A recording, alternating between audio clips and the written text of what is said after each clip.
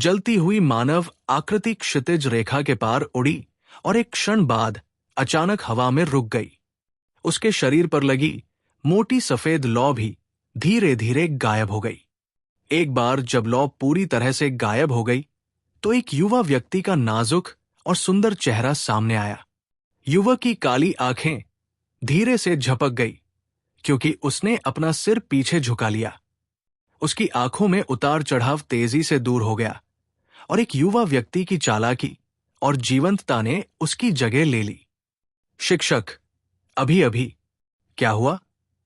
जियो यान ने धीरे से अपनी गर्दन घुमाई, अपनी भौहों को एक साथ दबाया और धीरे से पूछा।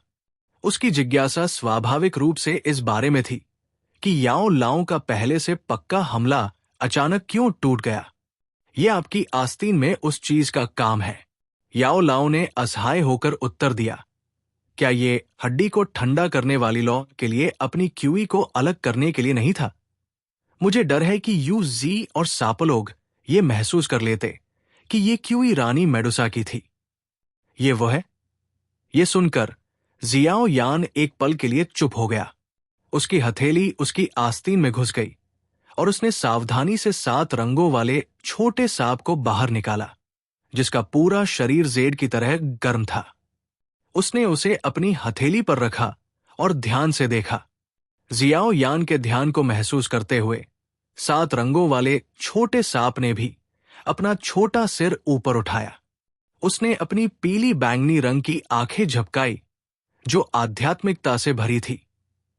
अपने सांप के मुंह को खोलते हुए उसने धीरे से अपनी सांप की जीभ को बाहर निकाला, जो जियाओ यान के चेहरे को चाटने के इरादे से थी। इस छोटे जीव की शरारती हरकत से बचने के लिए अपना सिर थोड़ा झुकाते हुए जियाओ यान मुस्कुराया और तुरंत एक नरम लेकिन कुछ हद तक गंभीर आवाज में पूछा, शिक्षक, क्या आपको लगता है कि उसे पहले से ही रानी मेडुसा की यादें वापस मिल गई हैं? मुझे ऐसा नहीं लगता। अगर उसे अपनी याददाश्त वापस मिल जाती तो रानी मेडुसा अपने घमंडी और असभ्य चरित्र के कारण तुम्हारे साथ नहीं रहती। मुझे लगता है शायद ऐसा इसलिए हुआ क्योंकि मैंने अभी अभी सापलोगों के 5 डू वांग को मारने का इरादा किया था, जिसके कारण रानी मेडुसा अस्थायी रूप से 7 रंग वाले स्वर्ग निगलने वाले अजगर की सीमा को तोड़कर बाहर आ गई थी। 7 रंग वाले स्वर्ग निगलने वाले अजगर के वर्तमान तरीके को देखते हुए मुझे लगता है कि रानी मेडुसा की आत्मा एक बार फिर से दब गई थी। याओ लाओ ने अपने विचार व्यक्त किए। जियाओ यान ने एक हल्की आह भरी। उसकी हथेली ने धीरे से स्वर्ग निगलने वाले अजगर के सिर को रगड़ा और वो कड़वाहट से मुस्कुराया और बुदबुदाया। ये छोटी सी चीज वास्तव में एक टाइम बम है। ये कहना मुश्किल है कि रानी मेडुसा एक बार फिर कब इससे बाहर आएगी। उस समय मैंने आपको ये पहले ही बता दिया था, लेकिन आप अभी भी उसे अपने साथ रखने पर जोर देते हैं। याओ लाओ ने खुशी से हंसा। जियाओ यान ने अपना सिर रगड़ा और प्यारे स्वर्ग निगलने वाले अजगर को घूरते हुए असहाय भाव से कहा, इस छोटे से जीव के अत्यधिक आकर्षण को दोष दो। मुझे उम्मीद है कि यह रानी मेडुसा की आत्मा को दबाना जारी रख पाएगा।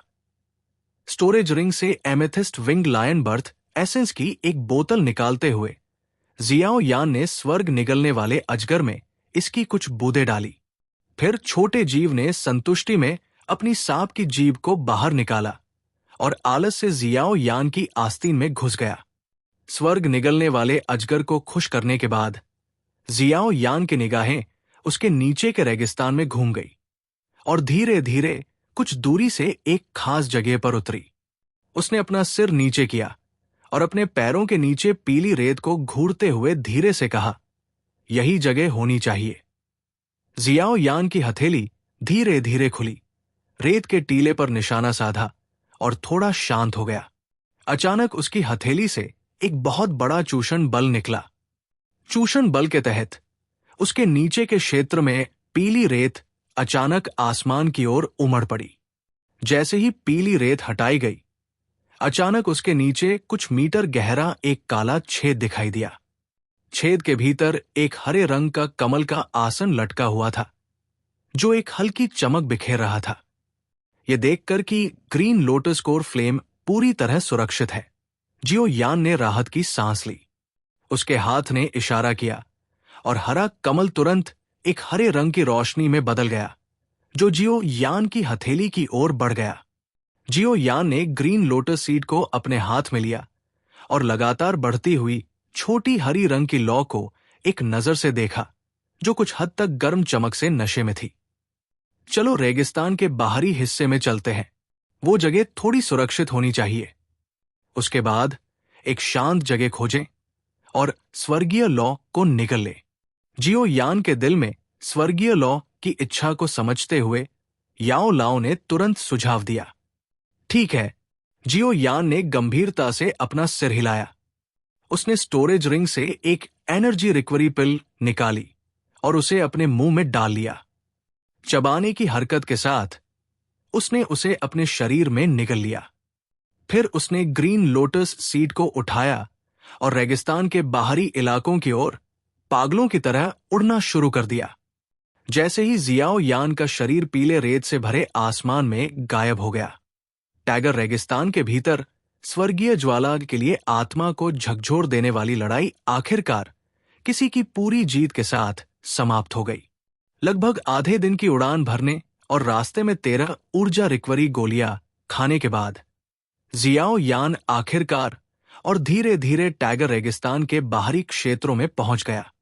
जियाओ यान जिस दिशा में जा रहा था, वो मानचित्र पर एक ऐसे क्षेत्र की ओर थी जो सबसे कम आबादी वाला था, क्योंकि उसे एक ऐसी जगह की जरूरत थी जो बेहद अलग थलग हो।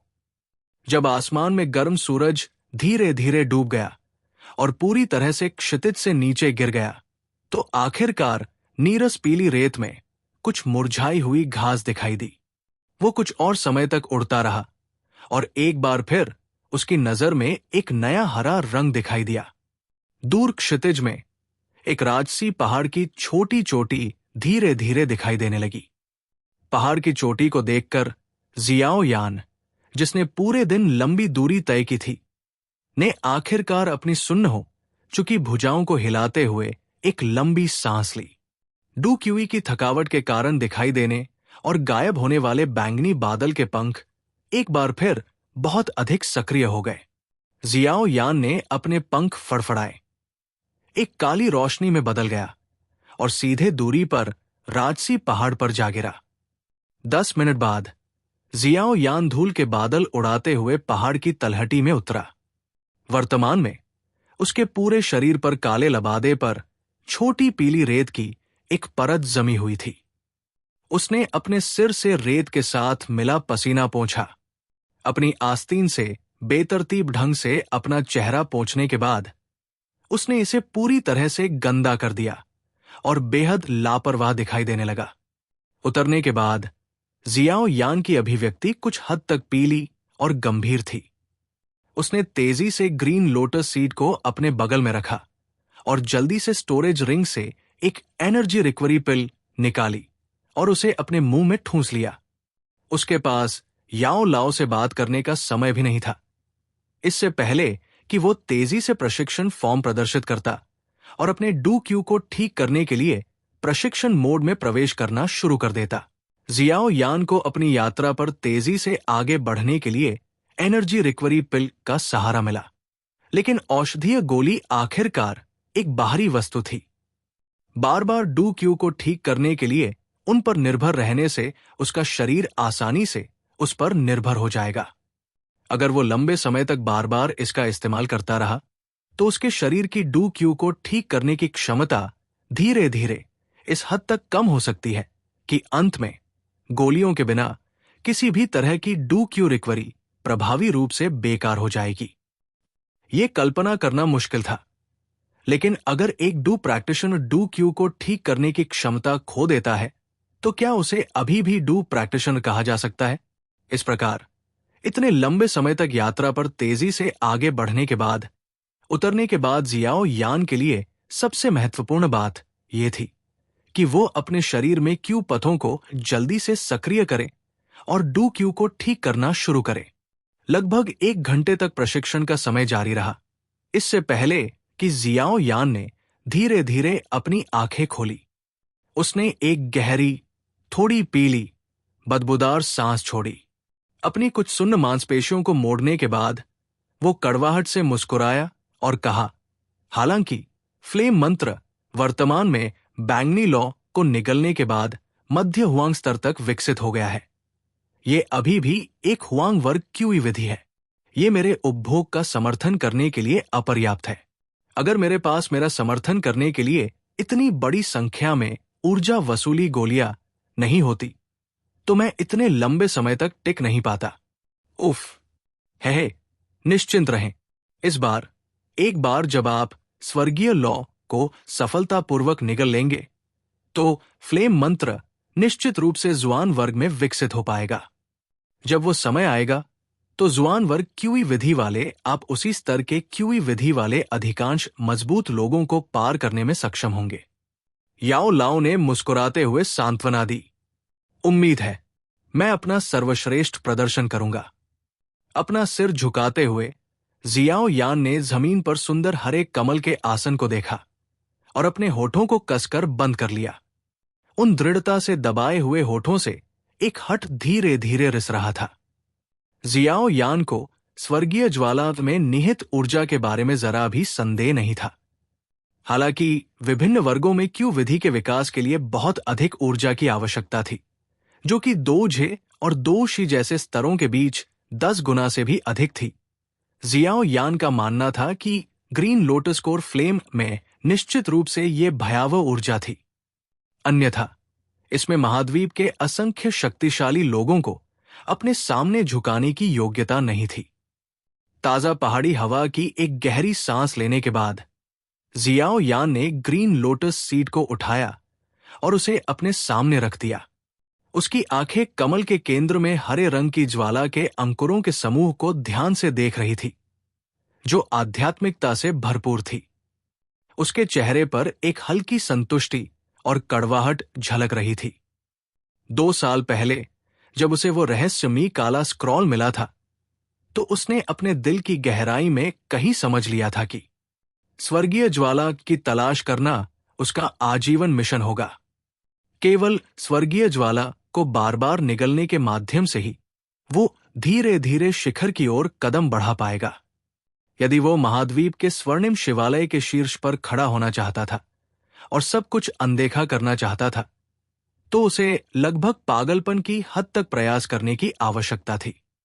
2 वर्षों में जियाओ यान ने स्वर्गीय ज्वाला प्राप्त करने के लिए जियामा साम्राज्य के आधे से अधिक भाग को पार कर लिया था। उस समय भूमिगत मैग्मा दुनिया में यह कल्पना करना मुश्किल था कि जियाओ यान अपने दिल में कितना उत्साहित था जब उसे पता चला कि वहां एक स्वर्गीय ज्वाला मौजूद थी।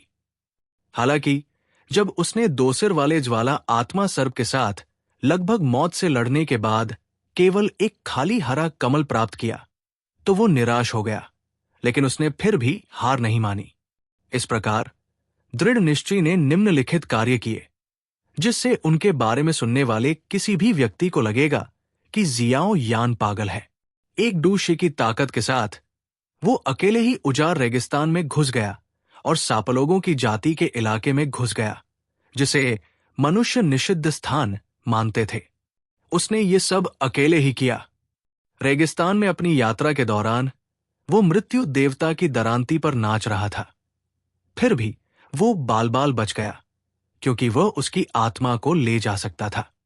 अपने साहस और प्रयास के कारण वो भाग्यशाली युवक स्वर्गीय ज्वाला खेल का सबसे बड़ा विजेता बन गया, जहां एक डू लिंग भी केवल एक तरफ खड़ा होकर देख सकता था। जियाओ यान ने इस छोटे हरे रंग के ज्वाला अंकुर को प्राप्त करने के लिए 3 साल तक कड़ी मेहनत की थी। आज उसे आखिरकार वो मिल गया जो वो चाहता था, क्योंकि उसने इसे अपने सीने से लगा लिया था। ये जीत का इनाम था जो उसका था। धीरे धीरे अपना सिर उठाते हुए जियाओ यान ने आकाश में अर्धचंद्र को देखा और धीरे धीरे अपना मुंह चौड़ा किया। एक पल बाद युवा और कुछ हद तक कर्कश नरम दहाड़ जो एक अनियंत्रित खुशी लेकर आई थी, पहाड़ के ऊपर पूरे आकाश में गूंज उठी। गहरे काले रंग का छल्ला थोड़ा कांप उठा और याओ लाओ का शरीर अचानक जियाओ यान के पीछे दिखाई दिया। उसने अपना सिर नीचे करके उस युवक के कसे हुए शरीर को देखा, जो तब तक बंधा हुआ था जब तक कि वह थोड़ा कांपने नहीं लगा। उसकी उन धुंधली बूढ़ी आंखों में राहत और कोमलता की झलक दिखाई दी। 2 वर्षों के दौरान वो जियाओ यान के साथ था, उसके विकास को देख रहा था, उसके प्रयासों को देख रहा था और देख रहा था कि कैसे वो बार बार युद्धों और प्रशिक्षण में अपनी सीमा को पार कर जाता था। उसके 2 वर्षों के प्रयास ने आखिरकार फल दिया। धीरे धीरे अपने शरीर को वापस अपनी चरम स्थिति में लाने के बाद जियाओ यान आखिरकार शांत होने लगा। उसने अपना सिर उठाया और लंबे समय तक आकाश में अर्धचंद्र को घूरता रहा। फिर उसने एक हल्की हंसी निकाली, अपने हाथ में ग्रीन लोटस सीट ली और खड़ा हो गया। पहले एक सुरक्षित जगह ढूंढते हैं, याओ लाओ ने धीरे से कहा। हाँ, ठीक है। जियाओ यान मुस्कुराया और अपना सिर हिलाया। उसने अपने आसपास के इलाके को देखा। यह रेगिस्तान के किनारे पर एकमात्र पहाड़ था। पहाड़ के तल तक रेगिस्तान को रोकने में सक्षम होने से पहाड़ का आकार बहुत छोटा नहीं होगा। पहाड़ पर कभी कभी भेड़ियों की चीख और बाघों की दहाड़ की आवाज आती थी। ऐसा लग रहा था जैसे वे सभी को ये घोषणा कर रहे हो कि यहां के इलाके का पहले से ही एक मालिक है। ग्रीन लोटस सीड को अपने हाथों में कसकर पकड़े हुए जियाओ यान के पैरों की नोक जमीन पर भारी पड़ गई। एक ऊर्जा विस्फोट की आवाज आई और उसका शरीर अचानक ऊपर उठा और तेजी से उसके बगल में एक विशाल पेड़ के ऊपर जा गिरा। उसका शरीर पेड़ की शाखाओं के साथ झूल रहा था, क्योंकि उसकी नजर आसपास के हरे भरे पहाड़ी जंगल पर घूम रही थी। जिसके बाद उसने धीरे से पेड़ की शाखा को दबाया और उसका शरीर तेजी से घने जंगल में रात के आसमान में एक चील की तरह चमक उठा और वो तेजी से पहाड़ की चोटी की ओर बढ़ गया। जियाओ यान एक काली छाया में बदल गया, जो पहाड़ की चोटी के चारों ओर घूमता रहा और कुछ बार उसका निरीक्षण करता रहा। अंत में उसने एक ऐसी जगह चुनी जिससे वो काफी खुश था। एक प्राकृतिक रूप से बनी पहाड़ी गुफा। गुफा की स्थिति चट्टान के बीच में थी, जबकि चट्टान की दीवार इतनी खड़ी थी कि ये लगभग खड़ी थी और इसमें पैर रखने के लिए कोई जगह नहीं थी। इस प्रकार पहाड़ की गुफा पर चढ़ना स्पष्ट रूप से असंभव था। हालांकि यह पहाड़ी गुफा जो दूसरों के लिए चढ़ना मुश्किल लग रहा था, निस्संदेह जियाओ यान के लिए बहुत आसान और लगभग सहज थी, जिसके पास बैंगनी बादल के पंख थे। चट्टान की चोटी पर खड़े होकर जियाओ यान ने पहाड़ के नीचे बेहद गहरी और लगभग अथाह घाटी पर नजर डाली। ये एक हल्के कोहरे से ढका हुआ था। ये जगह जो न तो आसमान के लिए खुली थी और न ही नीचे थी, उसके दिल में सबसे आदर्श प्रशिक्षण स्थान था। संतुष्टि के साथ अपना सिर हिलाते हुए जियाओ यान ने चट्टान से छलांग लगाते समय कोई हिचकिचाहट नहीं दिखाई। एक तेज हवा उसके कानों के पास से गुजरी। उसकी पीठ थोड़ी कांप उठी और बैंगनी बादल के पंख बाहर निकल आए। पंख फड़फड़ाने से जियाओ यान का तेजी से नीचे उतरता शरीर धीमा हो गया। एक पल बाद उसका शरीर पहले से ही पहाड़ की गुफा के बाहर आराम से लटका हुआ था। उसकी नजर सावधानी से गुफा में घूमी। जब उसे गुफा के भीतर रहने वाले किसी जादुई जानवर का कोई निशान नहीं मिला, तभी उसने ग्रीन लोटस सीड को उठाया और गुफा में उड़ गया।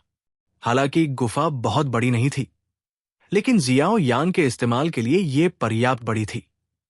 ग्रीन लोटस सीड को एक विशाल चट्टान पर रखने के बाद जियाओ यान ने अपनी स्टोरेज रिंग से कुछ मूनलाइट स्टोन निकाले, जिन्हें उसने पत्थर की दीवारों पर लटका दिया। तुरंत ही कुछ हद तक मंद रोशनी चमकने लगी। प्रकाश की मदद से जियाओ यान ने सतर्क तरीके से गुफा के अंदर अपनी नजर घुमानी शुरू कर दी। जियाओ यान की नजर से कोई भी छोटा सा कोना कई बार साफ हो जाता था। जियाओ यान को इतना सतर्क और सावधान रहने के लिए दोषी नहीं ठहराया जा सकता। स्वर्गीय ज्वाला को निगलने का उसका इरादा इतना कठिन था कि बैंगनी ज्वाला को निगलना भी उसके बराबर नहीं था। ऐसे समय में आसपास से कोई भी व्यवधान उसके प्रयासों को विफल कर देगा। इसके अलावा उसे स्वर्गीय ज्वाला से भी प्रतिक्रिया मिल सकती है और वो एक पल में राख के ढेर में बदल सकता है। जियाओ यान को बहुत विशाल नहीं पहाड़ी गुफा को पूरी तरह से स्कैन करने में लगभग 1 घंटा लगा। अपने स्कैन के दौरान उसे कुछ छोटे जादुई जानवरों के गोबर मिले जो कुछ बड़ी चट्टानों के बीच छिपे हुए थे। इन्हें किसी उड़ने वाले जादुई जानवर द्वारा कभी कभार यहां आकर आराम करने के लिए छोड़ा गया होगा। गुफा से गोबर साफ करने के बाद जियाओ यान ने गुफा के भीतरी हिस्से से बड़ी बड़ी चट्टानें हटा दी और प्रवेश द्वार को पूरी तरह से बंद कर दिया। उसने हवा के प्रवेश के लिए बस कुछ छोटे छोटे अंतराल छोड़े। जब उसने ये परेशानी भरे काम पूरे कर लिए तो जियाओ यान ने एक लंबी सांस छोड़ी। फिर वो गुफा के बीच में आया जहां वो एक बड़ी चट्टान के सामने क्रॉसलेग करके बैठ गया। उसकी काली आंखों में एक गर्म लौ नाच रही थी और वो अपने सामने हरे रंग के कमल के आसन को घूर रहा था। गुरुजी, मुझे आगे क्या करना चाहिए?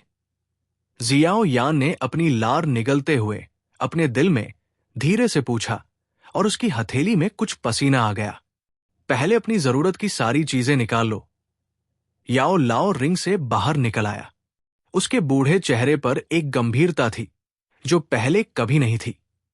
जियाओ यान ने अपना सिर हिलाया।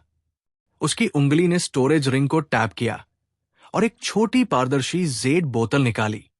इसके अंदर ड्रैगन की आंख के आकार की एक रक्तरंग की औषधीय गोली थी जो बिना किसी आवाज के पड़ी थी।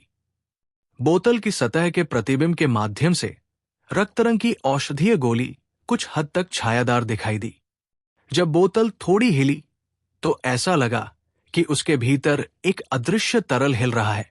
ये गोल रक्तरंग की औषधीय गोली स्वर्गीय ज्वाला को निगलने के लिए तैयार की गई आवश्यक चीजों में से एक थी। रक्त कमल की गोली।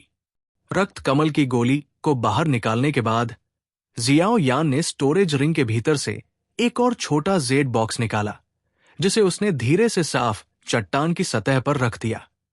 तुरंत एक हल्की ठंडी हवा संघनित होने लगी और एक पतली बर्फ की परत बन गई। जब जेड बॉक्स खोला गया तो उसमें सावधानी से रखी गई एक बर्फ की सफेद जेड बोतल मिली। एक हल्का सफेद रंग का ठंडा कोहरा जेड बोतल को ढक रहा था जिससे ये धुंधली और रहस्यमयी लग रही थी।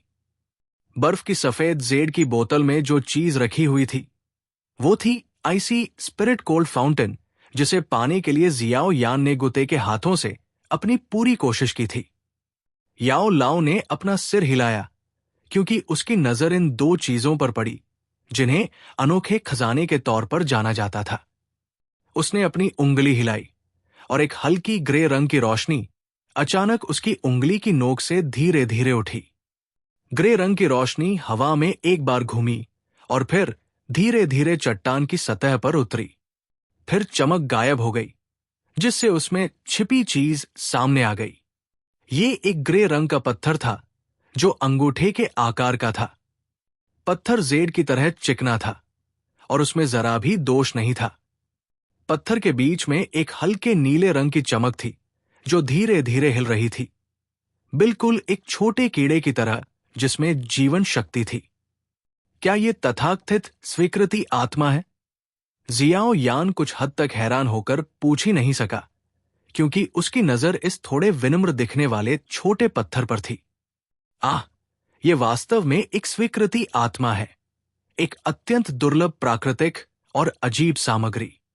केवल उच्च श्रेणी के भंडारण के छल्ले में ही इसे खोदने का एक छोटा सा मौका होगा। यह केवल एक छोटा सा टुकड़ा प्रतीत हो सकता है, लेकिन इसका मूल्य रक्त कमल की गोली और बर्फीले आत्मा के ठंडे फव्वारे से कहीं अधिक है। अगर मुझे उस समय सौभाग्य से यह नहीं मिला होता तो मुझे डर है कि भले ही आपने पहले से ही स्वर्गीय ज्वाला प्राप्त कर ली हो, आप केवल इसे चकित होकर देख सकते हैं। याओ लाओ ने धीरे से मुस्कुराते हुए कहा।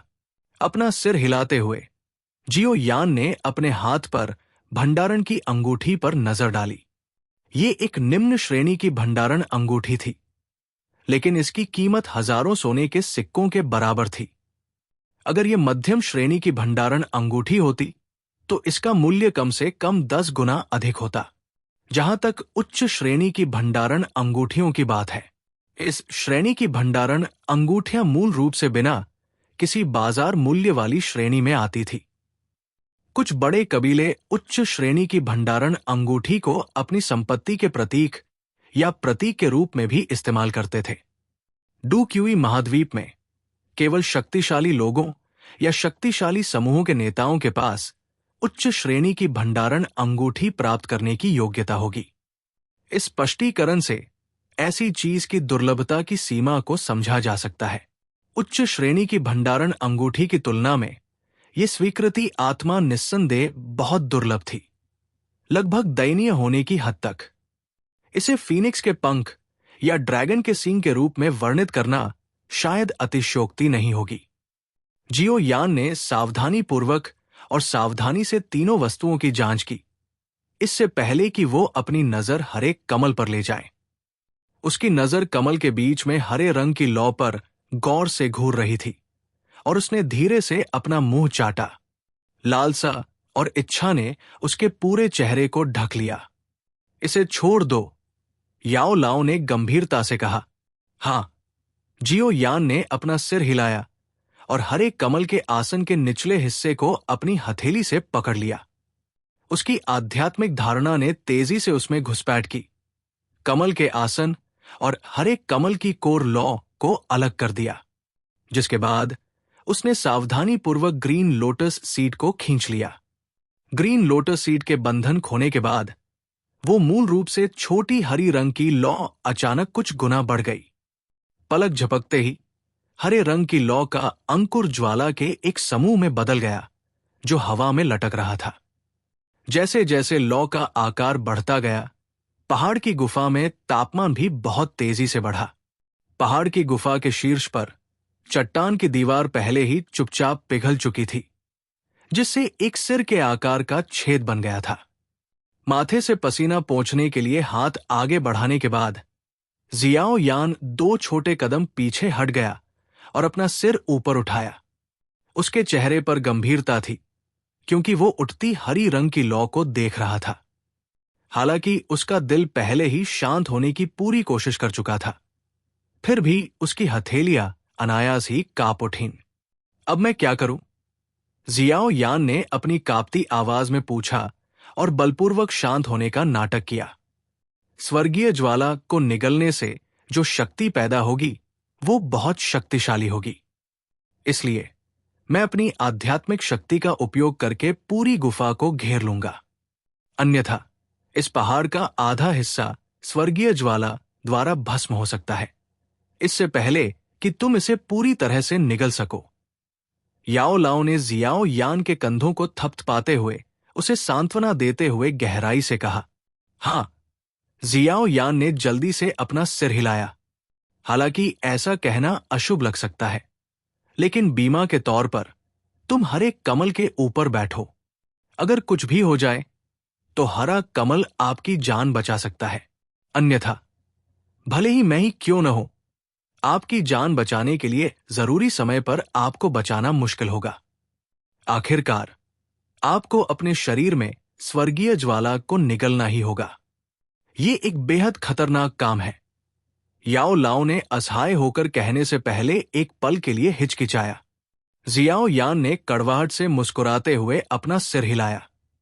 उसके पैरों की नोक जमीन पर टकराई और उसका शरीर धीरे से हरे कमल के आसन पर तैर गया, जिसके बाद उसने अपना सिर याओ लाओ की ओर झुकाया। पहले रक्त कमल की गोली खाओ। बनने वाली रक्त फिल्म की सुरक्षा के बिना अपनी ताकत से स्वर्गीय ज्वाला के निकट संपर्क में आना असंभव होगा, याओ लाओ ने गंभीरता से कहा। जियाओ यान ने अपना सिर हिलाया। उसने अपनी हथेली को थोड़ा मोड़ा और छोटी जेड बोतल को अपने हाथ में चूसा। जेड की बोतल को झुकाने के बाद ड्रैगन की आंख के आकार की एक औषधीय गोली, जो हल्की सी चमक बिखेर रही थी, उसके हाथ में लुढ़क गई। अपने हाथ में ब्लड लोटस पिल पकड़े हुए जियो यान ने उसे अपनी नाक के नीचे रखा और सूंघा। एक अजीब सी गंध उसकी नाक की नोक पर छा गई, जबकि एक तरह की बर्फीली भावना ने उसकी आत्मा को लगभग 2 बार कांपने पर मजबूर कर दिया। जियो यान ने अपनी नजर इस टियर 5 औषधीय गोली पर केंद्रित की। उसने अचानक अपनी मुट्ठी मोड़ी, अपनी आंखें बंद की और उसे अपने मुंह में ठूंस लिया। जिस क्षण ब्लड लोटस पिल जियो यान के मुंह में गई, वो कुछ हद तक एक अंधेरी और ठंडी ऊर्जा में बदल गई, जो तेजी से जियो यान के शरीर के सभी क्यूई पथों में प्रवेश कर गई। अंत में खून जैसी फिल्म की परतें धीरे धीरे उसके क्यूई पथों और यहां तक कि उसकी हड्डियों में भी घुस गई। खून की फिल्म के घुसने के बाद जियो यान का शरीर अचानक तीव्रता से कांप उठा। उसके रोम छिद्रों से ताजा खून की धारें निकलने लगी। पलक झपकते ही उसके शरीर पर चमकीले लाल रंग के ताजे खून की एक परत जम गई, जिससे वो भयानक दिखने लगा। इस ताजा खून के दिखाई देने के कुछ ही समय बाद ये तेजी से जम गया और आखिरकार खून के रंग का क्यूटिकल बन गया। इन क्यूटिकल्स ने जियाओ यान के हाथ और पैर ढक लिए, यहां तक कि उसकी आंखें भी पूरी तरह से इसके भीतर ढकी हुई थी। खून के रंग के क्यूटिकल ने एक बेहद घना खून के रंग का कवच बना लिया था, जो हवा के लिए अभेद्य था और जियाओ यान को अपने भीतर कसकर सुरक्षित कर रहा था। जियाओ यान ने धीरे से अपना हाथ बढ़ाया, जो खून के रंग के क्यूटिकल से ढका हुआ था, और हवा में स्वर्गीय ज्वाला पर निशाना साधा। एक चूषण बल अचानक आगे बढ़ा। चूषण बल के प्रकट होने के बाद हवा में हरे रंग की ज्वाला अचानक बढ़ गई। पलक झपकते ही हरे रंग की ज्वाला के भीतर से एक भयानक विनाशकारी शक्ति धीरे धीरे फैल गई, जैसे कि वो जाग गई हो। जियाओ यान ने अपनी नजर हरे रंग की ज्वाला के समूह पर केंद्रित की, जो बड़ी होती जा रही थी। वो जानता था कि स्वर्गीय ज्वाला का निगलना शुरू हो गया था। चमकदार गुफा के भीतर हरे रंग की लौ तीव्रता से तड़प रही थी। ज्वाला के अंकुरों के समूह के तड़पने के बाद लौ के चारों ओर हवा में स्पष्ट रूप से विकृति के निशान दिखाई दिए। ये अप्रत्याशित था कि ग्रीन लोटस कोर फ्लेम का तापमान इतना भयानक होगा। जैसे जैसे ग्रीन लोटस कोर फ्लेम धीरे धीरे उग्र होता गया, याओ लाओ, जिसने इसे सबसे पहले महसूस किया, ने तेजी से अपनी शक्तिशाली आध्यात्मिक शक्ति को फैलाया और पूरी गुफा को पूरी तरह से ढक लिया। उसी समय उसने गुफा में दिखाई देने वाले अत्यधिक उच्च तापमान को अलग कर दिया।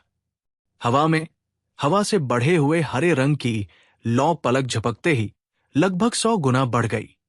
अपने आकार में परिवर्तन के बाद मूल रूप से गर्म और सुखदायक लौ जंगली और हिंसक हो गई थी।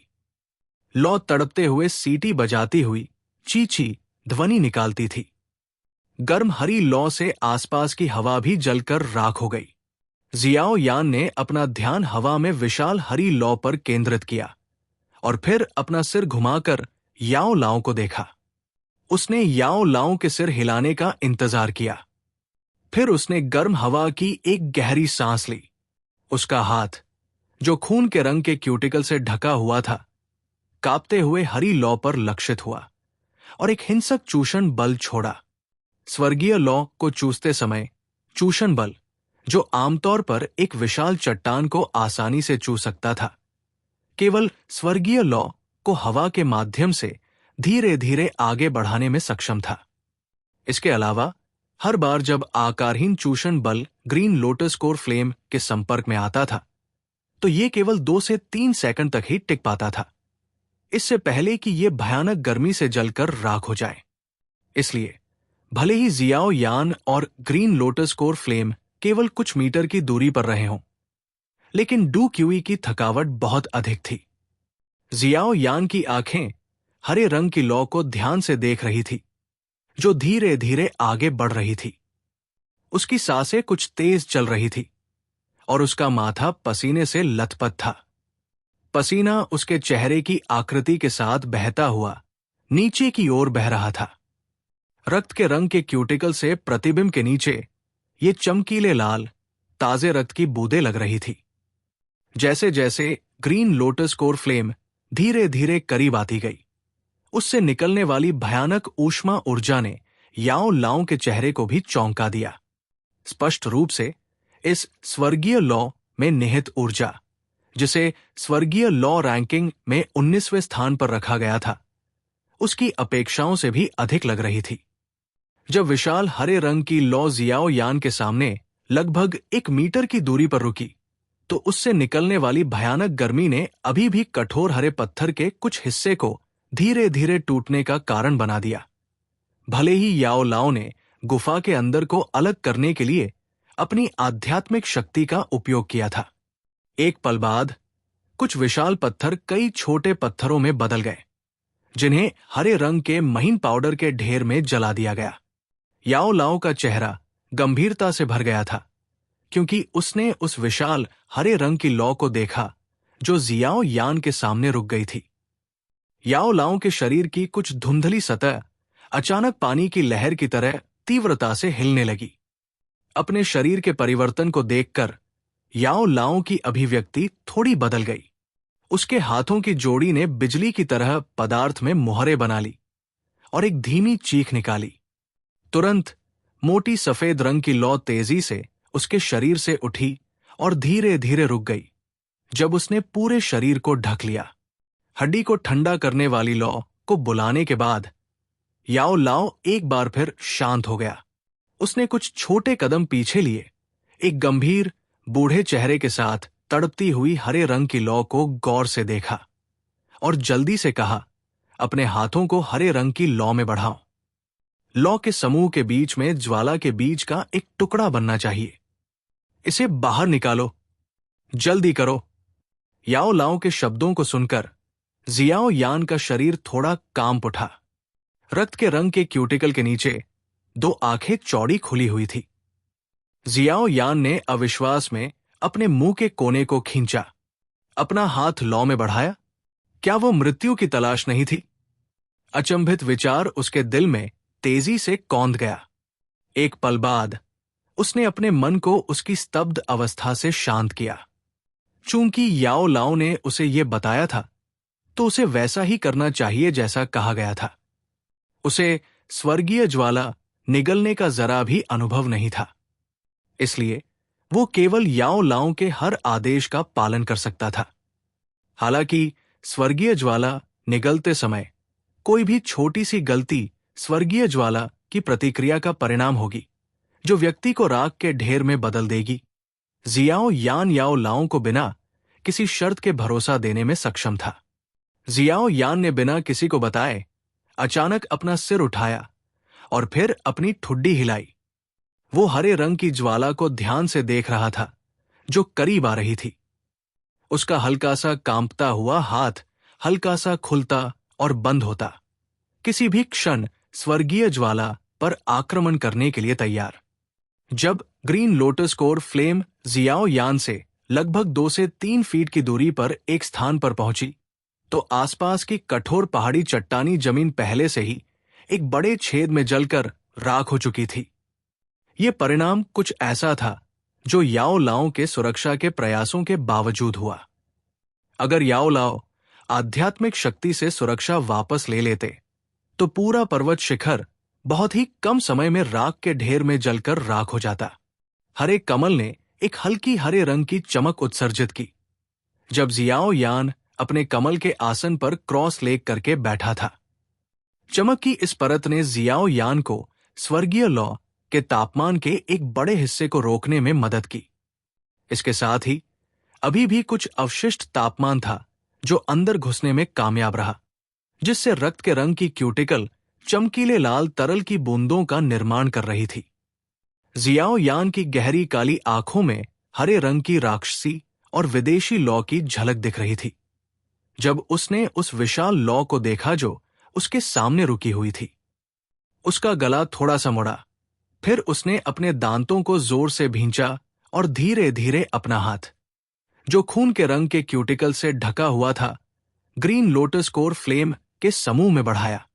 उसके हाथ के धीरे धीरे ग्रीन लोटस कोर फ्लेम में फैलने के बाद उसकी बाह पर खून के रंग के क्यूटिकल्स की परत तेजी से पिघलने लगी। खून जैसे तरल की बूंदें बार बार टपकने लगी। हर बार जब तरल की एक बूंद उसके हाथ से निकलती तो वो हरे रंग की लौ से तेजी से जलकर नष्ट हो जाती। हालांकि खून के रंग का क्यूटिकल स्वर्गीय ज्वाला के भीतर बहुत जल्दी पिघल गया, लेकिन जियाओ यान के शरीर के भीतर ब्लड लोटस पिल की औषधीय शक्ति ने क्यूटिकल के पिघलने के साथ कभी न खत्म होने वाली मात्रा में काली और ठंडी ऊर्जा जारी की। ये ऊर्जाएं उसके क्यूई पथों से गुजरी और उसके हाथ पर पिघले हुए खून के रंग के क्यूटिकल को तेजी से और पूरी तरह से ठीक कर दिया। लगातार पिघलने और बदलने के इस चक्र के तहत जियाओ यान का हाथ आखिरकार स्वर्गीय ज्वाला में पूरी तरह से फैल गया। ग्रीन लोटस कोर फ्लेम के इतने निकट संपर्क में होने के कारण जियाओ यान के शरीर पर रक्त के रंग का क्यूटिकल अलग अलग तीव्रता के साथ पिघलने के संकेत दिखाने लगा, जिसके बाद रक्त के रंग का तरल बहते पानी की तरह नीचे टपकने लगा। एक नजर में ऐसा लगा जैसे उसके रोम छिद्रों के भीतर से लगातार ताजा खून निकल रहा हो। उसका नाजुक और सुंदर चेहरा भी इस समय बहते हुए ताजे खून से ढका हुआ था, जैसे कोई राक्षस नरक से निकल आया हो। कुल मिलाकर वो बेहद भयानक दिखाई दे रहा था। जियाओ यान ने बिना पलक झपकाए लगातार जलती हुई हरे रंग की लौ को गौर से देखा।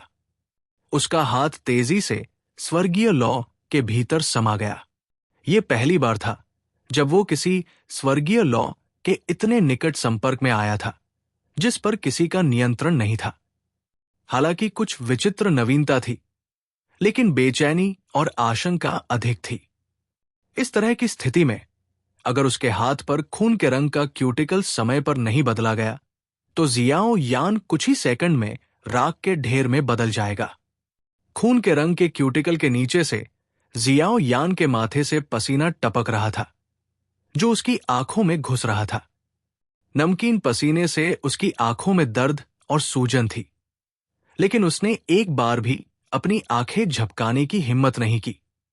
उसने अपने मुंह को कसकर दबाया और उसकी हथेली धीरे धीरे हरे रंग की लौ के अंदर इंच इंच करके अपना रास्ता बना रही थी।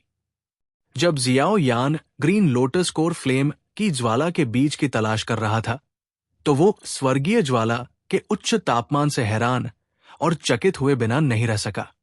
इसमें मौजूद तापमान जियाओ यान की उम्मीदों से कहीं ज्यादा था।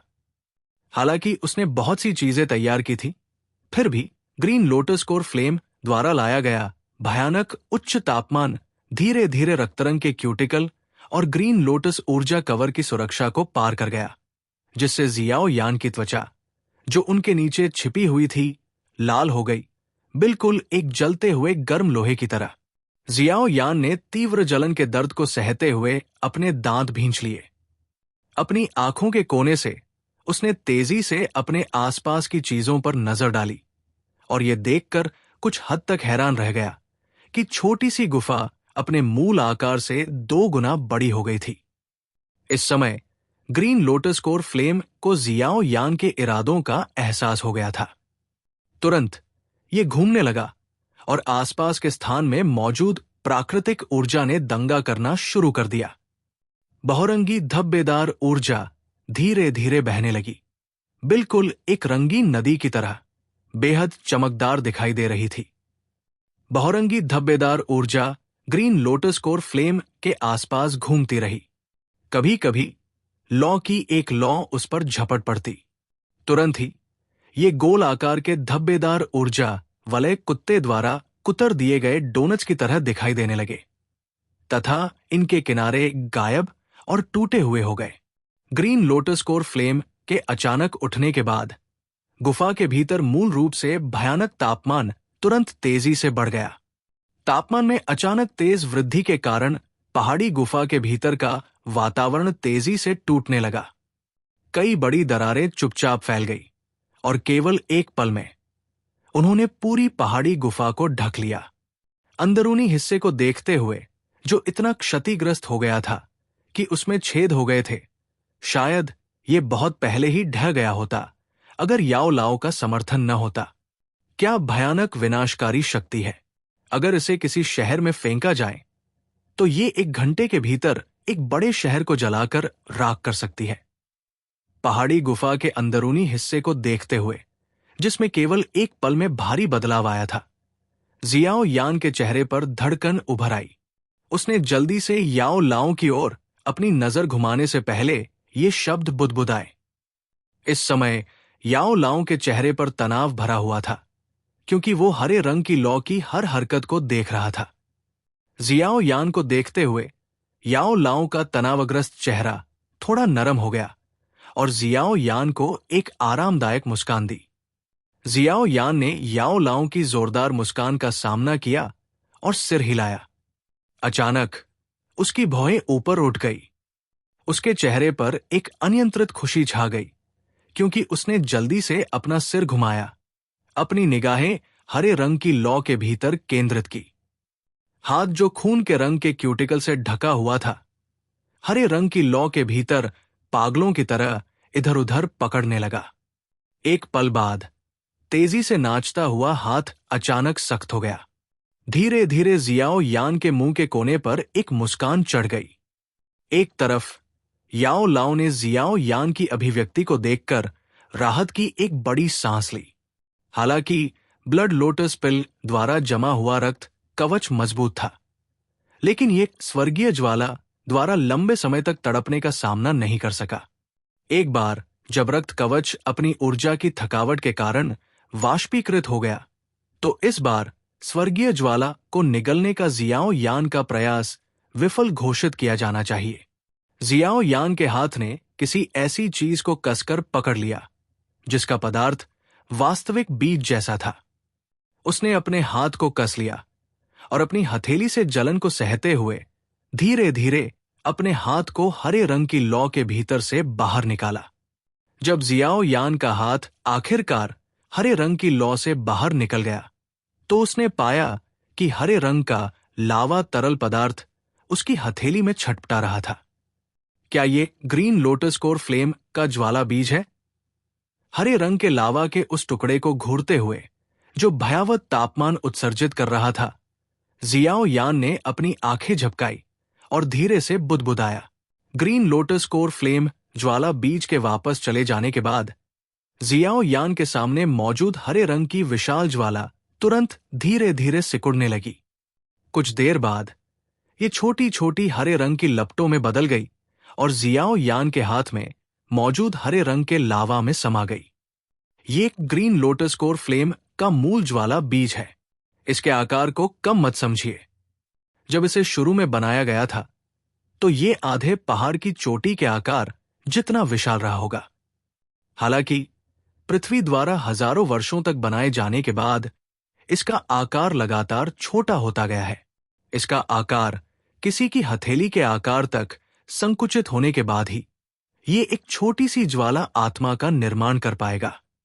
केवल उस क्षण ही इसे सही मायने में स्वर्गीय ज्वाला कहा जा सकता है। लावा की ये अंगूठे के आकार की पट्टी हजारों सालों से भयानक ऊर्जा को अवशोषित कर रही है, जब से इसे दबाया जा रहा है।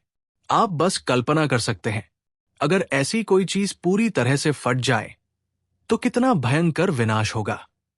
सीधे शब्दों में कहें तो ऐसे समय में एक डू झोंग भी इस स्वतः स्फूर्त दहनशील ऊर्जा का सामना करने पर केवल एक ही बार मर सकता है।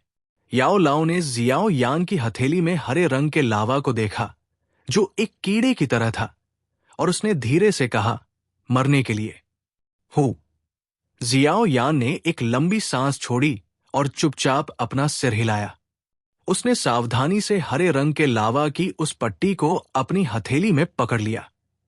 लावा की पट्टी के भीतर मौजूद भयानक तापमान के कारण इसने मोटी रक्त के रंग की क्यूटिकल परत को इतनी तेजी से पिघला दिया कि ज्यादातर लोग घबरा जाएंगे। आगे क्या होगा? जियाओ यान ने अपनी आंखें झपकाई और बुदबुदाया, इसे निगल लो।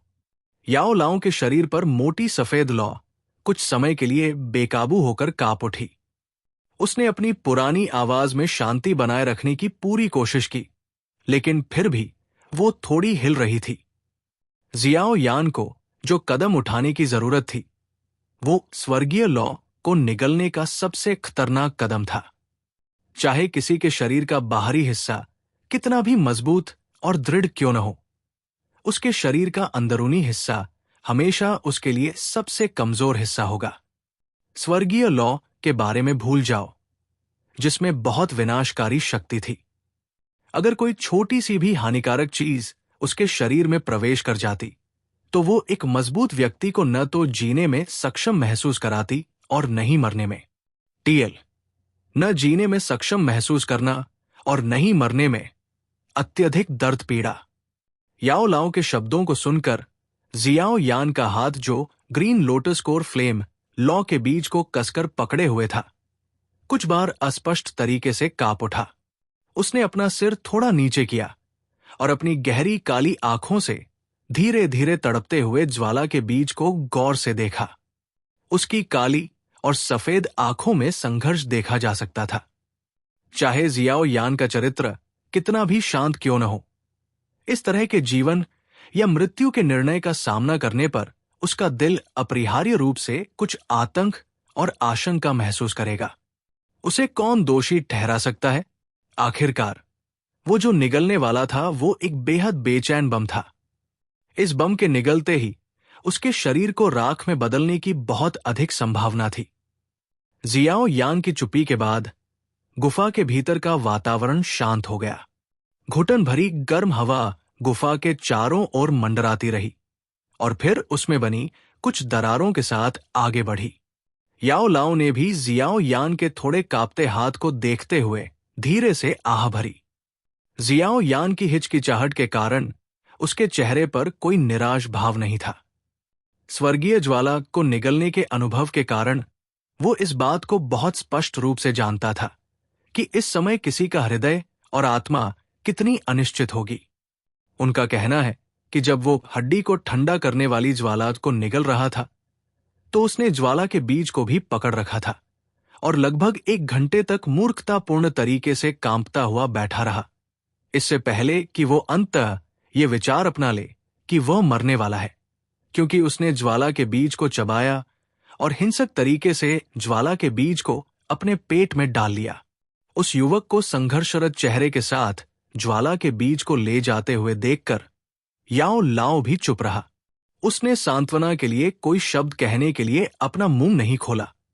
ऐसा इसलिए था क्योंकि स्वर्गीय ज्वाला को निगलना हमेशा एक बहुत बड़ा जोखिम था।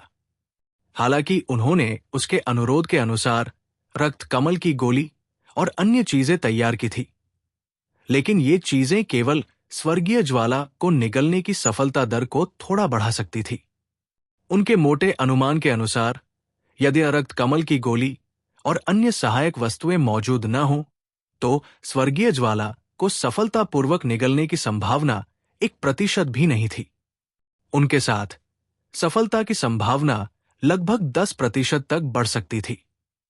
भले ही ऐसा था, इसमें शामिल जोखिम अभी भी बहुत महत्वपूर्ण था। यह भी कहा जा सकता है कि स्वर्गीय ज्वाला को निगलना एक ऐसा कार्य था जो किसी की किस्मत के साथ जुआ खेलने जैसा था। यदि कोई भाग्यशाली होता तो वो स्वर्ग में घूमता और धरती को पछाड़ देता। यदि कोई बदकिस्मत होता तो वो राख में बदल जाता और पीली धरती के साथ दफन हो जाता। टीएल, पृथ्वी पीली है, इसे स्वीकार करें। इसलिए जब उसने जियाओ यान को हिचकिचाते और संघर्ष करते देखा तो याओ लाओ ने कुछ नहीं कहा। वो बस चुपचाप एक कोने में बैठ गया और उसके फैसले का इंतजार करने लगा। हालांकि उसे विश्वास था कि उसके सामने बैठा युवक उसे निराश नहीं करेगा।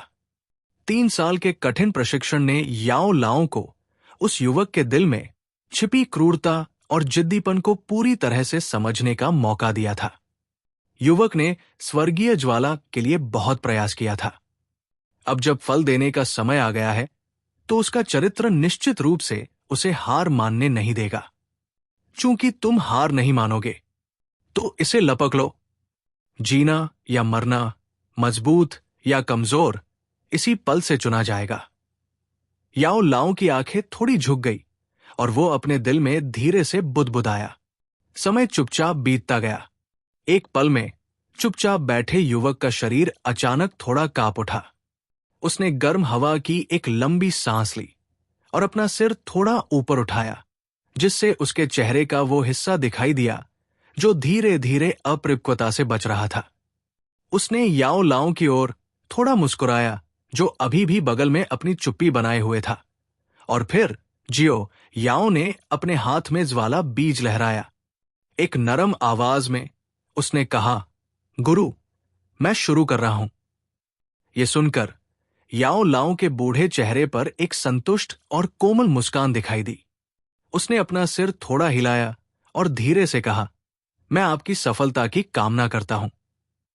खुद पर विश्वास रखें, आप असफल नहीं होंगे। के मुझे हमेशा खुद पर भरोसा रहा है। युवक के नाजुक और सुंदर चेहरे पर एक शानदार मुस्कान दिखाई दी। उसने धीरे से अपने हाथ में ज्वाला बीज उठाया, एक पल के लिए रुका, फिर अचानक उसे अपने खुले मुंह में फेंक दिया। एक बार जब लावा की हरी रंग की पट्टी उसके मुंह में गई, तो जियो यान ने तुरंत अपना मुंह कसकर बंद कर लिया। उसी समय उसके पूरे शरीर पर बिजली गिर गई। वो तीव्रता से कांप उठा और उसका चेहरा, जो पहले खून के रंग का था, अचानक पीला पड़ गया। अपने शरीर के भीतर से जलती हुई पीड़ा की लहरों को मजबूती से झेलते हुए जियाओ यान ने धीरे धीरे अपनी आंखें बंद कर ली और उसका मन धीरे धीरे उसके शरीर में उतर गया। जब उसका मन उसके शरीर में डूब गया, तो जियाओ यान के दिल में तुरंत एक धुंधली संवेदी दुनिया दिखाई दी। वर्तमान में उसके शरीर में कई क्यूई पथ क्षतिग्रस्त थे। हरे रंग का लावा, जो पहले उसके शरीर में प्रवेश कर चुका था, पहले से ही छोटे हरे रंग की लपटों के धागों में विभाजित हो चुका था। इन हरे रंग की लपटों में एक भयानक ऊर्जा थी, जो बेतरतीब ढंग से उसके क्यूई पथों से गुजरती थी। जो कुछ भी उनके सामने के रास्ते को अवरुद्ध करता था, वो तुरंत उनके द्वारा भस्म हो जाता था। जब ये हरे रंग की लपटें गुजरती थी, तो भयानक रूप से उच्च तापमान अभी भी जियाओ यान के क्यूई पथों में रिसने में कामयाब रहा। भले ही वे ब्लड लोटस पिल से जमे हुए रक्त फिल्म द्वारा संरक्षित थे। हालांकि जो कुछ भी रिस रहा था, उससे बची हुई गर्मी बहुत ज्यादा नहीं थी। फिर भी निस्संदेह इसने मानव शरीर के सबसे कमजोर हिस्से क्यूई पथों पर विनाशकारी प्रभाव डाला था। इन उच्च तापमानों से ग्रिलिंग के तहत मूल रूप से विशाल और कठोर क्यूई पथ दागदार त्वचा की तरह मुड़ गए थे, जिससे उन्हें एक बेहद अजीब और भयानक रूप मिल गया था। स्वाभाविक रूप से जब तक उसके क्यूई पथ पूरी तरह मुड़ नहीं गए, तब तक ग्रिलिंग से जो दर्द पैदा हुआ, उसका सीधा परिणाम यह हुआ कि जियाओ यान का शरीर बार बार ऐंठने लगा। उसके पूरे शरीर की मांसपेशियां कड़ी हो गई और कीड़ों की तरह उभर गई। उसके पीले सफेद चेहरे पर खून का जरा भी रंग नहीं था। क्यूई पथों के भीतर हरे रंग की लौ बेतहाशा घूम रही थी। कुछ ही मिनटों में जियाओ यान के शरीर के अंदर का हिस्सा तब तक नष्ट हो गया, जब तक कि वो पूरी तरह से खराब नहीं हो गया। सबसे बुरी बात यह थी कि रक्त कमल की गोली का औषधीय प्रभाव स्वर्गीय ज्वाला द्वारा लगभग समाप्त हो गया था। नष्ट हो चुकी रक्त फिल्म में अब ब्लड लोटस पिल की औषधीय शक्ति से प्रतिस्थापन नहीं था। रक्त फिल्म से सुरक्षा के आधार पर जियाओ यान के शरीर के अंदर अभी भी भयानक स्वर्गीय ज्वाला द्वारा क्षतिग्रस्त किया गया था, जब तक कि वो लगभग अपंग अवस्था में नहीं पहुंच गया। यदि रक्त की परत गायब हो जाती, तो जियाओ यान के शरीर में मौजूद हर चीज, जिसमें उसका क्यूई पथ, हड्डियां, हृदय आदि शामिल है, बहुत ही कम समय में ग्रीन लोटस कोर फ्लेम द्वारा भस्म हो जाती। जब ऐसा हुआ, तो जियाओ यान, जिसने अपने जीवन को बनाए रखने के लिए अपने आवश्यक अंगों को खो दिया था, उसके पास केवल मृत्यु का मार्ग ही बचा रह गया। ग्रीन लोटस कोर फ्लेम के जलने से रक्त की फिल्म तेजी से पतली हो गई।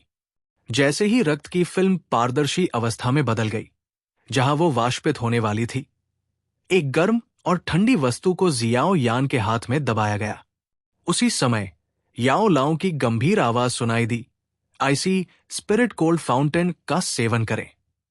उसके बाद इसे अपने शरीर के क्यूई पथों के भीतर प्रसारित करने के लिए निर्देशित करें और ठंडे फव्वारे की ऊर्जा और क्यूई पथों के बीच परिचितता बढ़ाएं। एक बार जब आप परिसंचरण पूरा कर लेते हैं तो स्वर्गीय लौ के चारों ओर लपेटने के लिए डू क्यूई का उपयोग करें और इसे निगलने से पहले फ्लेम मंत्र क्यूई विधि के मार्ग से प्रसारित करने के लिए निर्देशित करें। जियाओ यान ने अपने दिल में सिर हिलाया। उसने तेजी से जेड की बोतल पकड़ी, अपनी आंखें मूंद ली और उसे अपने मुंह के पास रख लिया। तुरंत एक बर्फीली धारा जो मानव शरीर को बर्फ की मूर्ति बनाने के लिए पर्याप्त मजबूत थी, अचानक जियाओ यान के मुंह में बह गई और उसके शरीर में प्रवेश कर गई। ठंडे तरल की हड्डी को चीरने वाली बर्फीली गंध जियाओ यान के गले से बह रही थी, जबकि उसे ऐसा लग रहा था कि उसके गले का वो हिस्सा बर्फीले रोल में जम गया है। उसका पूरा शरीर कांप उठा, जबकि बर्फीले धागे उसके बालों पर लटक रहे थे। बर्फीली धारा उसके शरीर में घुस गई और क्यूई पथों का अनुसरण करते हुए सभी दिशाओं में बहने लगी। जब बर्फीली धारा किसी भी क्यूई पथ से गुजरती तो वो जल्दी से बर्फ की एक क्रीम परत बना लेती, जो उसके क्यूई पथ और हड्डियों को ढक लेती। जब बर्फीली धारा जियाओ यान के शरीर में प्रवेश करती तो उसकी हड्डी को चीरने वाली ठंडक संयोग से उसके शरीर में स्वर्गीय ज्वाला के कारण होने वाली गर्मी को बेअसर कर देती। अचानक महसूस हुए आरामदायक एहसास ने जियाओ यान को एक लंबी सांस छोड़ने पर मजबूर कर दिया। उसका पहले से ही बेहद पीला चेहरा भी कुछ रंगत में वापस आ गया।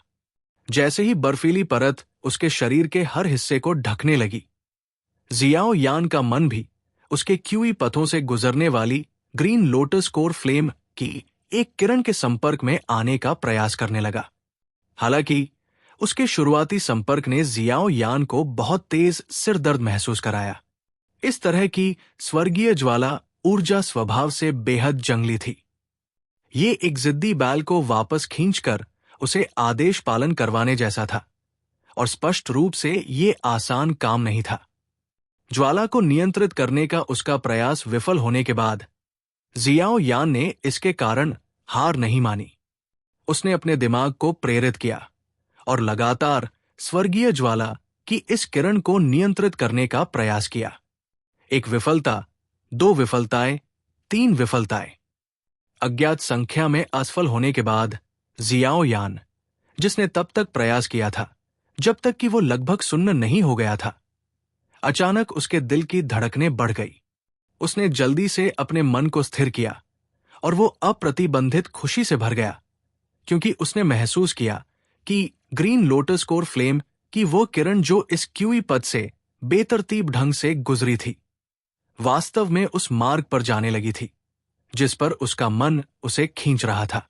इस स्थिति को महसूस करते हुए जियाओ यान की आत्मा तुरंत जाग उठी। उसने जल्दी से लेकिन सावधानी से ग्रीन लोटस कोर फ्लेम की इस छोटी सी किरण को नियंत्रित किया और धीरे धीरे इसे सही क्यूई पथ मार्ग से प्रसारित करना शुरू कर दिया। उसके क्यूई पथों में, जो छिद्रों से भरे हुए थे, हरे रंग की लौ की एक किरण धीरे धीरे बह रही थी। रास्ते में जब यह पास की बर्फ की परत को पिघलाती थी तो एक हल्का सफेद रंग का कोहरा फिर से क्यूई पथों को ढक लेता था।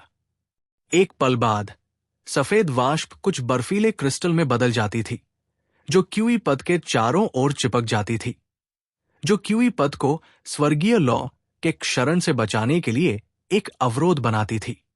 जियो यान के दिमाग ने हरे रंग की लौ को खींचा और धीरे धीरे उसे प्रसारित किया। जिन जगहों से लौ गुजरी वहां आइसी स्पिरिट कोल्ड फाउंटेन से जमी बर्फ की परत पिघलती रही। जब उसने सावधानी से हरे रंग की लौ की इस छोटी सी लौ को खींचा और अपने कुछ क्यूई पथों के जरिए प्रसारित किया तो हरे रंग की दूसरी लपटें भी धीरे धीरे अपने इस साथी की ओर आकर्षित होने लगी। हरे रंग की लपटों के बीच आकर्षण बल की मदद से उसके शरीर में हरे रंग की लौ की विभाजित लपटें धीरे धीरे एक साथ मिलनी शुरू हो गई, क्योंकि जियो यान ने ग्रीन लोटस कोर फ्लेम की इस एक लपट को नियंत्रित करना जारी रखा और इसे अपने क्यूई पथों के जरिए प्रसारित किया। जब जियो यान की कड़ी मेहनत के जरिए हरे रंग की लौ की आखिरी लपट एक साथ इकट्ठी हुई, तो हरे रंग की लपटें धीरे धीरे एक साथ मिल गई। एक पल बाद ये एक छोटे हरे रंग के लावा में जम गई। एक बार फिर से प्रकट हुए इस हरे रंग के लावा को देखते हुए जियाओ यान ने अपने शरीर के भीतर से निकलने वाले दर्द को बलपूर्वक सहन किया। उसने अपने दांत भींचे और उसे अपने क्यूई पथों के माध्यम से प्रसारित करने के लिए घसीटा। एक साथ विलीन होने के बाद ग्रीन लोटस कोर फ्लेम निस्संदेह अधिक हिंसक और भयानक हो गई थी। जब हरे रंग का लावा बहता हुआ गुजरा तो मोटी बर्फ की परत इतनी मोटी हो गई कि वो अंगूठे की मोटाई से भी कम हो गई। इसके अलावा इससे निकलने वाला ठंडा कोहरा भी हरे रंग की लौ से भस्म हो गया, जब तक कि वो शून्य में बदल नहीं गया। बर्फ की परत जिसने अपनी पुनःपूर्ति प्रणाली खो दी थी, उसे स्वर्गीय लौ के क्षरण का सामना करने में मुश्किल हो रही थी। स्वर्गीय लौ की प्रत्येक गति के साथ बर्फीली आत्मा के ठंडे फव्वारे का प्रभाव धीरे धीरे कम हो रहा था। एक अवसर पर जब ग्रीन लोटस कोर फ्लेम फूटी तो जियाओ यान के क्यूई पथ के भीतर बर्फ की परत का एक छोटा सा हिस्सा वास्तव में पूरी तरह से पिघल गया। हरे रंग के लावा की एक छोटी बूंद बर्फ की परत की सुरक्षा को भेदते हुए नग्न क्यूई पथ पर जा गिरी। तुरंत क्यूई पथ ने उत्तेजित कीड़े की तरह काम किया और तनावग्रस्त हो गया। एक तीव्र दर्द जो उसकी आत्मा में गहराई तक पहुंच गया, उसने जियाओ यान को हिंसक रूप से एक कौड़ ताजा खून उगलने पर मजबूर कर दिया। जियाओ यान के दांत एक दूसरे से भीग गए। तीव्र दर्द की अचानक उपस्थिति ने जियाओ यान के सिर को कुछ देर के लिए चक्करदार बना दिया। फिर वो धीरे धीरे शांत हो गया। उसके पास खून के धब्बे पोंछने का भी समय नहीं था, क्योंकि वो जल्दी से स्वर्गीय लौ पर ध्यान केंद्रित कर रहा था। एक बार फिर उसने हरे रंग के लावा को नियंत्रित किया और धीरे धीरे इसे क्यूई पथों के साथ प्रसारित किया। परिसंचरण के दौरान जियाओ यान का दिमाग ग्रीन लोटस कोर फ्लेम की गतिविधियों को नियंत्रित करने में तेजी से कुशल हो गया। हालांकि इसके कारण हरे रंग की लौ से निकलने वाला तापमान तेजी से भयावह होता गया। अब तक जियाओ यान के शरीर में आईसी स्पिरिट कोल्ड फाउंटेन को स्वर्गीय ज्वाला के हमले से बार बार पराजित किया जा रहा था। यह संभवतः थोड़ी देर और टिकने वाला था, इससे पहले कि यह पूरी तरह से थकी हुई ऊर्जा के साथ पिघल जाए। अपने दांतों को जोर से भींचते हुए जियाओ यान ने उस छोटे हरे रंग के लावा को खींचने के लिए अपनी पूरी ताकत लगाई। इसके भीतर से निकलने वाला उच्च तापमान जियाओ यान के क्यूई पथों और हड्डियों से रिश्ता हुआ। सीधे जियाओ यान के शरीर की सतह पर छोटे सफेद रंग के बुलबुले दिखाई देने लगा। जब सफेद बुलबुले टूटे तो उसके नीचे का चमकीला लाल मांस दिखाई दिया। खून और मांस के भीतर से कई छोटी दरारें फैल गई, जो आखिरकार जियाओ यान के हाथों और शरीर को ढक गई। उन्होंने जियाओ यान को एक क्षतिग्रस्त चीनी मिट्टी की गुड़िया की तरह बना दिया, जो बेहद डरावनी लग रही थी। अपने पूरे शरीर पर जियाओ यान की फटी हुई त्वचा को देखते हुए याओ लाओ की आंखों के कोने अनायास ही फड़क उठे। त्वचा के फटने की इस घटना का मतलब था कि गर्म हवा जियाओ यान के शरीर के अंदरूनी हिस्से में फैल गई थी। बाहर निकलने का कोई रास्ता न होने के कारण सारी गर्म हवा जियाओ यान की त्वचा को तोड़कर उसमें दरारें बना सकती थी। आमतौर पर इस तरह के परिदृश्य का दिखना मतलब था कि शरीर में स्थिति सुचारू रूप से आगे नहीं बढ़ रही थी।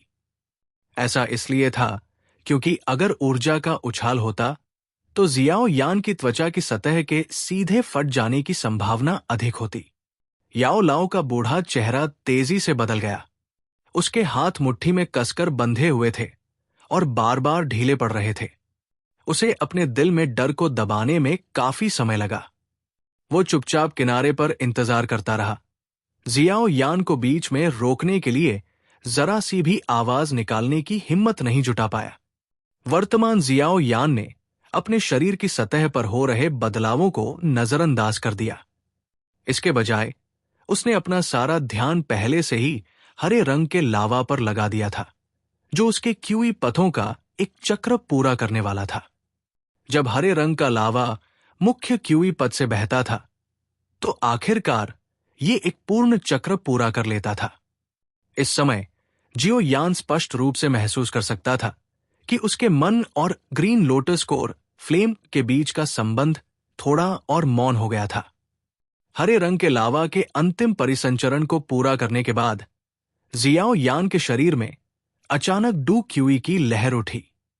इस मामूली बदलाव ने अस्थिर स्थिति पर बहुत ज्यादा असर डाला।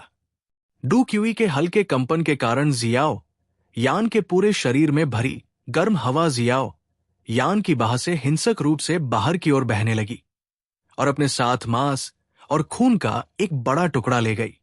अचानक तीव्र दर्द के कारण जियाओ यान की आत्मा कई बार हिंसक रूप से कांपने लगी। उसके माथे पर ठंडा पसीना टपकता हुआ पानी की तरह था, जो तेजी से गिर रहा था और उसके कपड़ों को भिगो रहा था। अपने दिल में कुछ गहरी सांस लेते हुए जियाओ यान की हथेली ने भंडारण रिंग के भीतर टटोला और उपचार की दवा की एक बोतल निकाली। उसने बेतरतीब ढंग से इसे अपने घाव पर डाला और अपने मन को अपने शरीर में हरे रंग की लौ पर केंद्रित करना जारी रखा। ग्रीन लोटस कोर फ्लेम के एक चक्र पूरा करने के कारण उसके शरीर के भंवर के भीतर बैंगनी लौ डू क्यूई अचानक तड़पने लगी। उसके मन के निर्देशन में बैंगनी रंग की डू क्यूई की एक किरण भंवर से बाहर निकली और उसके भीतर हरे रंग के लावा को ढक दिया। हालांकि हर बार जब बैंगनी लौ स्वर्गीय लौ के संपर्क में आती थी, तो वो तुरंत जलकर राख हो जाती थी। लेकिन यह सौभाग्य की बात थी कि बैंगनी लौ की एक अंतहीन आपूर्ति थी। इसलिए ग्रीन लोटस कोर फ्लेम, जिसने अभी अभी एक चक्र पूरा किया था, उसे एक बार फिर फ्लेम मंत्र द्वारा निर्धारित मार्ग से खींचा गया। जैसे ही ग्रीन लोटस कोर फ्लेम को फ्लेम मंत्र द्वारा निर्धारित मार्ग से धकेला गया, ऐसा लगा कि उसे कहीं बेचैनी महसूस हुई है। तुरंत एक पूर्ण चक्र के बाद शांत हो चुकी लौ एक बार फिर हिंसक हो गई। लावा से एक गहरे हरे रंग की लौ उठी और बेरमी से क्यूई पथों को जला दिया, जो बर्फ की एक परत से ढके हुए थे। जहां भी लौ गुजरी, क्यूई पथों ने अपना आकार पूरी तरह से बदल दिया। वे गंभीर रूप से घायल लग रहे थे। इस तरह से ग्रीन लोटस कोर फ्लेम को निगलने के बाद जियो यान को इसके आतंक का अनुभव हो सकता है। निगलने से पहले ही उसके शरीर के अंदर पहले से ही क्षतिग्रस्त हो चुका था, जब तक कि वो पूरी तरह से खराब नहीं हो गया। अपने मौजूदा घावों को देखते हुए अगर वो अपनी मूल स्थिति में वापस आना चाहता था, तो उसे विभिन्न औषधीय गोलियों की मदद से भी कम से कम कुछ महीनों तक आराम करना होगा। आखिरकार इस बार उसकी चोटें बहुत गंभीर थी। अगर वो एक साधारण व्यक्ति होता, तो शायद ये उसे अपंग बना देता। उसके क्यूई पथों के भीतर बैंगनी लौ डू क्यूई लगातार जलकर नष्ट होती रही, जबकि भंवर डू क्यूई को पहुंचाने के लिए पूरी ताकत से आगे बढ़ता रहा। ये उतनी ही मात्रा में डू क्यूई पहुंचाता जितनी जली थी। हालांकि इस तरह से धकेलने से भंवर के भीतर संग्रहित डू क्यूई एक दृश्यमान गति से कम हो रही थी। उसी समय ग्रीन लोटस कोर फ्लेम भी फ्लेम मंत्र क्यूई विधि द्वारा निर्देशित मार्ग से सफलतापूर्वक प्रसारित होने लगी। उसके क्यूई पथों के भीतर आईसी स्पिरिट कोल्ड फाउंटेन द्वारा बनाई गई बर्फ की परत लंबे समय तक स्वर्गीय ज्वाला द्वारा समाप्त होने के बाद धीरे धीरे अपनी मूल मोटी अवस्था से पतली हो गई थी। फिर यह अपनी पतली अवस्था से मुश्किल से अस्तित्व में आने वाली अवस्था में बदल गई। अब तक बर्फ की जमने वाली ठंडी परत पहले से ही सुरक्षा करने की अपनी क्षमता खो चुकी थी। बर्फ की परत के गायब होने के साथ जियाओ यान के शरीर के अंदर पहले से ही भयानक परिस्थितियां और भी बदतर हो गई। उच्च तापमान ने उसके क्यूई पथों को तब तक जलाया जब तक कि वे एक गड़बड़ नहीं हो गए। कुछ छोटे क्षेत्रों में क्यूई पथ धीरे धीरे थक्के बनाने लगे, जिससे डू क्यूई का प्रवाह अवरुद्ध हो गया। इस स्तर तक जियाओ यान, जिसने पहले ही अपने सभी कार्ड खेल लिए थे, केवल अपने दांत पी सकता था और ग्रीन लोटस कोर फ्लेम को फ्लेम मंत्र क्यूई विधि के संचलन मार्ग को पूरा करने के लिए चलाने के लिए अपना पूरा प्रयास कर सकता था। ऐसा इसलिए था क्योंकि ऐसा करने से ही उसे एक पूर्ण मुआवजा मिलेगा। अन्यथा एक बार स्वर्गीय ज्वाला फिर से भड़क उठी तो वो मौके पर ही पाउडर में बदल सकता था। जी, जियाओ यान के चेहरे पर अचानक खून का एक छोटा सा छेद हो गया। उसमें से ताजा खून बह निकला, जिससे जियाओ यान का आधा चेहरा खून के लाल रंग से भीग गया। उसे देखते हुए वो एक सफेद और लाल दानव की तरह दिखाई दिया। बंद आंखों वाले जियाओ यान को स्वाभाविक रूप से पता नहीं था कि उसका बाहरी रूप कितना भयानक हो गया था।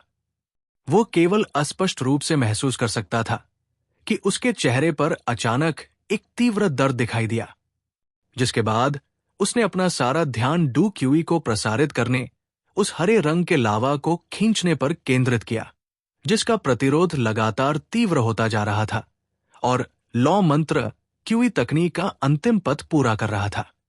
लंबे समय तक स्वर्गीय ज्वाला द्वारा समाप्त होने के बाद भंवर में बैंगनी ज्वाला डू क्यूई लगभग पूरी तरह से समाप्त हो गई थी। वहां बैंगनी रंग की तरल ऊर्जा की केवल 17 बूंदें थी, जो भंवर के चारों ओर घूम रही थी। टीएल, बैंगनी बूंदों को पुनः प्राप्त नहीं किया जा सकता जब तक कि उस अवस्था में पुनः प्रशिक्षित न किया जाए, नियमित डू क्यूई के विपरीत, जिसे समय के साथ पुनः प्राप्त किया जा सकता है। जब गैस डू क्यूई का अंतिम धागा छोड़ा गया तो जियाओ यान ने भंवर से तरल ऊर्जा को स्थानांतरित करने से पहले एक पल के लिए हिचकिचाहट की और उन्हें हरे रंग के लावा को ढकने और इसे खींचने के लिए अपनी पूरी ताकत का उपयोग करने का निर्देश दिया। भंवर के भीतर तरल ऊर्जा गैस ऊर्जा की तुलना में उच्च श्रेणी की होने के योग्य थी। बैंगनी रंग के तरल की एक छोटी बूंद पूरी तरह से वाष्पित होने से पहले 20 सेकंड से अधिक समय तक स्वर्गीय ज्वाला के भस्म होने का सामना करने में सक्षम थी। यह देखकर कि तरल ऊर्जा का प्रभाव काफी अच्छा था, जियाओ यान का उत्साह बढ़ गया।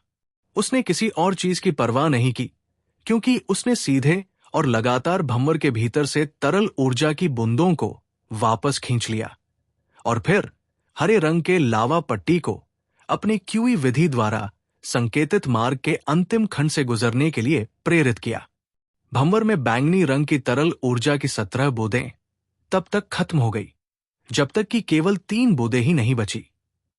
तब तक हरे रंग का लावा आखिरकार फ्लेम मंत्र क्यूई विधि के अंतिम मार्ग से बाहर निकल गया। जब हरे रंग का लावा अंतिम क्यूई पद से बाहर निकला तो अचानक जियाओ यान के सिर में एक हल्की ठंडक महसूस हुई, जो तीव्र दर्द से सुन्न हो गया था, जिससे उसे काफी शांति मिली। वर्तमान ग्रीन लोटस कोर फ्लेम के फ्लेम मंत्र क्यूई विधि के मार्ग से गुजरने के बाद अत्यधिक हानिकारक ताकत वाला उच्च तापमान अचानक धीरे धीरे कमजोर होने लगा। एक पल बाद उच्च तापमान लगभग पूरी तरह से लावा में समा गया। हिंसा गायब हो गई और सुखदायक गर्मी का एक धागा धीरे धीरे आगे फैल गया। क्या मैं सफल हो गया?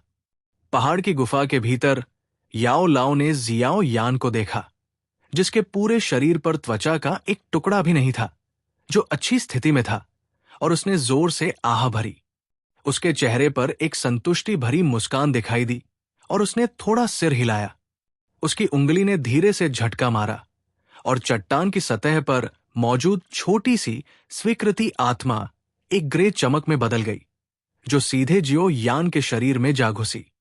जैसे ही स्वीकृति आत्मा जियो यान के शरीर में प्रवेश करती है, जियो यान के शरीर के भीतर से एक भेदी हरे रंग की लौ का आवरण तुरंत बाहर निकलता है, जिसके बाद ये जल्दी से उसके चारों ओर लिपट जाता है।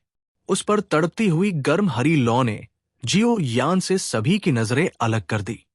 अचानक दिखाई देने वाले हरे रंग के लौ आवरण को देखते हुए याओ लाओ थोड़ा मुस्कुराया और धीरे से बुदबुदाया, क्या डरावना छोटा लड़का है। वो वास्तव में अपने शरीर के माध्यम से स्वर्गीय लौ के कारण होने वाले दर्द को सहन करने में सक्षम था। कितना उल्लेखनीय है, पहाड़ी गुफा के विशाल आंतरिक भाग में हरे रंग की लौ के आवरण ने जियो यान को मुर्गी के अंडे की तरह अपने भीतर लपेट लिया। तड़पती हुई हरे रंग की लौ ये घोषणा कर रही थी कि जियो यान काया पलट से गुजर रहा था।